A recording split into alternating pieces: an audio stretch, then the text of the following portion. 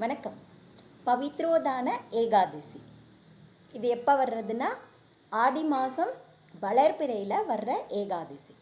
இந்த ஏகாதசிக்கு சாவண புத்திரதா ஏகாதசி, அப்புறம் பவித்ரா ஏகாதசி அப்படின்னு 2-3 பேர் இருக்குது. புத்திரதா ஏகாதசி அப்படின்னு எதுக்காக சொல்கிறோன்னா, புத்திரதாங்கிற பேரே தெரியறது இல்லையா. புத்திரதாங்கிற வார்த்தைக்கு என்ன அர்த்தம்னா மகன் மகள், அது மாதிரி குழந்தைகளை கொடுப்பவர். இந்த ஏகாதசி விரதத்து மூலமாக நல்ல குழந்தைகள் கிடைக்கும் அப்படின்னு பேர்.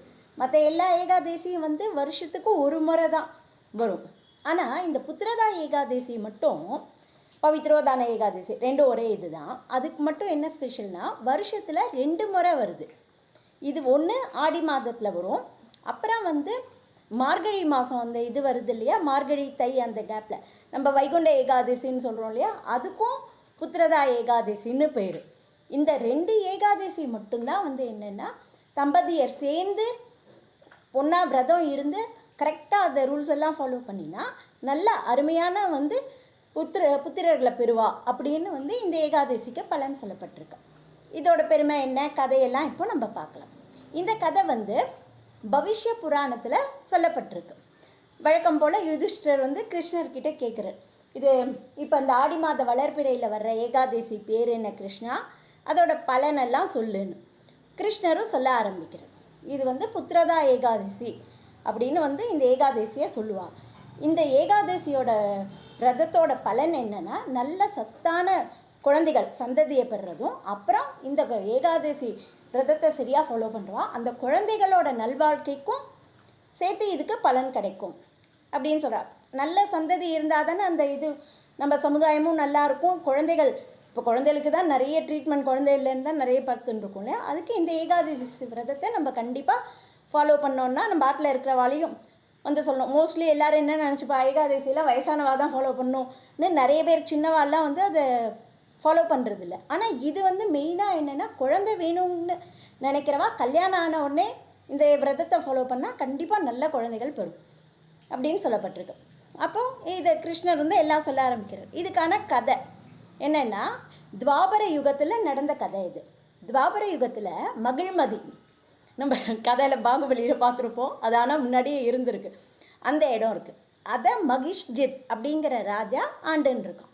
ரொம்ப நல்ல ராஜா, அருமையாக ஆட்சி புரிஞ்சுட்டுருக்கான். மாதம் மும்மாரி பெய்யறதுன்னு சொல்லுவா இல்லையா, அது மாதிரி எல்லாருக்கும் எல்லா வளங்களும் நாட்டில் இருக்குது. குடிமக்கள் எந்த பிரச்சனையும் இல்லாமல் இருக்கான். ஆனால் என்னென்னா அந்த ராஜாவுக்கு ஒரே ஒரு குறை, அவனுக்கு குழந்தையே இல்லை. அவனுக்கு ரொம்ப வருத்தமாக இருக்குது. நம்ம எல்லா இதுவும் சரியாக தானே இருந்தோம், நமக்கு எந்த காரணத்தால் இப்படி குழந்தை இல்லைன்னு அவனும் நிறைய யாகம்லாம் கூட பண்ணி பார்க்குறான். ஆனால் அந்த ராஜா அதை பண்ணாலும் அவருக்கு குழந்தை பேர் கிடைக்கவே இல்லை. உடனே அந்த மக்கள் எல்லாமே ரொம்ப வருத்தப்படுறான், ராஜா நம்மளை இவ்வளோ அருமையாக பார்த்துட்டு இருக்காரு, ஆனாலும் இவருக்கு குழந்தை இல்லையேன்னு. உடனே அந்த அமைச்சர்கள்லாம் என்ன பண்ணுறா, இதுக்கு நம்ம என்ன ஒரு வழி அப்படின்னு கண்டுபிடிக்கணும்னு யோசிச்சுட்டு காட்டில் முனிவர்கள்லாம் தவம் பண்ணிட்டு இருப்பா இல்லையா, அவள்கிட்ட போய் நம்ம கேட்கலாம், கேட்டால் இதுக்கு ஒரு தீர்வு கிடைக்கும் அப்படின்ட்டு எல்லாருமா போனால் அங்கே லோமச்ச முனிவரோட ஆசிரமம் இருக்குது. அவரை எல்லாரும் வணங்கிட்டு கேட்குறா, நீங்கள் எதுக்காக வந்திருக்கேன்னா, எங்கள் ராஜா அருமையாக ஆட்சி பண்ணுறார், எல்லாம் நடக்கிறது, ஆனால் அவருக்கு குழந்தை பேரே இல்லை. இதுக்கப்புறம் அவருக்கப்புறம் யார் அந்த ராஜ்யத்தை ஆழ்வான்னு அவர் ரொம்ப கவலையில் இருக்கார். எதனால் அவரை நீதி நெறி தவறாமல் ஆட்சி பண்ணியும் ஏன் அவருக்கு குழந்தையே இல்லை, அதுதான் எங்களுக்கு தெரியலை அப்படின்னு எல்லாரும் சொல்கிறேன். கவலைப்படாதீங்கோ, நான் சொல்கிறேன் அப்படிங்கிறார். அவருக்கு எல்லாமே தெரியும் இல்லையா.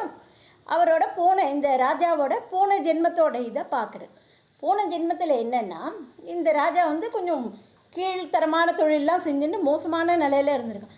எல்லாம் வழிபறி அது இது எல்லாமே பண்ணிட்டு இருந்திருக்கான். அப்படியே அது மாதிரி பண்ண இதை வச்சு வியாபாரமும் பண்ணிட்டு இருந்தான். அப்போ ஒரு முறை என்ன பண்ணுறான்னா போயின்னு இருக்கான். அன்றைக்கி ஏகாதசி, அவனுக்கு வழிபறி எதுவுமே கிடைக்கல, அன்றைக்கி யாரையும் கொள்ளையடிக்க முடியல. சரி அடுத்த நாள் விடிஞ்சிடுறது, சரி அடுத்த நாள் தீர்த்தமாவது சாப்பிடுவோன்னு அங்கே ஒரு குளம் இருக்குது, அதில் தீர்த்தம் அப்படியே குளிச்சுட்டு அப்படியே சாப்பிட்ணுன்னு போகிறோம். அந்த நேரத்தில் என்னென்னா ஒரு பசுமாடு அந்த பக்கமாக வருது, அதுவும் ரொம்ப தாகத்தோடு வருது கண்ணுக்குட்டியோட. இவன் என்ன பண்ணுறான், அதில் கொஞ்சம் தான் ஜலம் இருக்குது, இந்த மாடும் கண்ணுக்குட்டியும் சாப்பிட்ருத்துனா தனக்கு சாப்பிட தீர்த்தமே இருக்காதுன்ட்டு என்ன பண்ணிடுறான், அது தாகத்தோடு அந்த பசுமாடை விரட்டி விட்டுட்டு இவன் தீர்த்தம் சாப்பிட்றான்.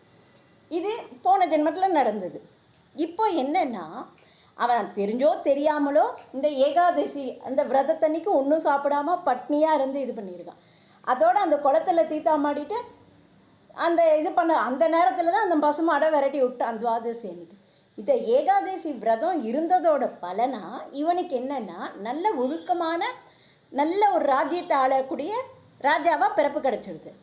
ஆனால் என்ன, அந்த மாடு பசுமாடு தண்ணி சாப்பிட வரும்போது துரத்தி விட்டான் இல்லையா, அதோட பலன் இந்த இதில் சந்ததி இல்லாமல் ஆயிடுது. ஸோ நீங்கள் என்ன பண்ணுறீங்கன்னா, இப்போ வந்து வர்ற இந்த புத்திரதா ஏகாதசி, இந்த பவித்ரோதான ஏகாதசி, புத்திரதா ஏகாதசி எல்லாம் ஒன்று தான்.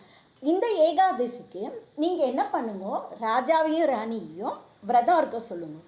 அதோடு இல்லாமல் நீங்கள் நாட்டு மக்கள் எல்லாருமே சேர்ந்து என்ன பண்ணுங்க, இந்த விரதத்தை கரெக்டாக ஃபாலோ பண்ணி மறுநாள் துவாதசி அன்னைக்கு இந்த பலனை, இந்த விரதம் இருந்தோம் இல்லையா, இந்த பலனை நாங்கள் வந்து ராஜாவுக்கு கொடுத்துட்றோம் அப்படின்னு சொல்லுவோம். நீங்கள் எல்லாரும் கொடுத்தோம், அவரோட விரதமும் சேர்ந்து என்னென்னா அவருக்கு அருமையான சந்ததி வாய்க்கும் அப்படின்னு சொல்கிறோம். இவளுக்கு ரொம்ப சந்தோஷம், ஒரு வழியாக நமக்கு இந்த பிரச்சனைக்கு முடிவு கிடச்சிடுதுன்னு போயிட்டு அதே மாதிரி எல்லாரும் விரதம் இருக்கா, ராஜாவுக்கு அந்த பலனை கொடுத்துட்றா. ராஜாவும் ராணியும் அதே மாதிரி இது பண்ணுறா.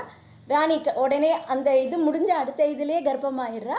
அருமையான நல்ல அறிவு அழகு எல்லாம் நிறைஞ்ச ஒரு குழந்தைய பெற்றெடுத்துடுறா. இதுதான் இதோட பலன் பாரு. அந்த ஏகாதசி முடிஞ்சு உடனே இதுவாயிட்டான்னு கிருஷ்ணர் சொல்கிறார். ரொம்ப இவருக்கு தர்மருக்கு ரொம்ப சந்தோஷம்.